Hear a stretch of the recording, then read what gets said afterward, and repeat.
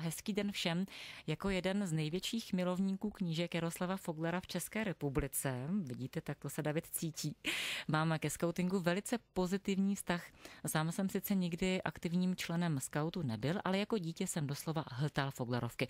Všechny Foglerovy knihy jsem měl již ve svých 8 letech přečtené, některé i 2krát a nebo dokonce 3krát.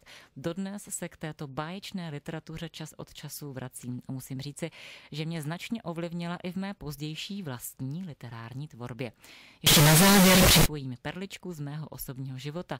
Sice si to již sám nepamatuji, ale když mě jednou jako malého chlapečka vzali rodiče na Foglerovo autorské čtení, měl jsem prý tu čest sedět tomuto autorovi při čtení na klíně. No, Davide, tak to si tedy považujte. Všechny skauty a junáky, ale i ostatní posluchače Českého rozhlasu zdraví David Potrava.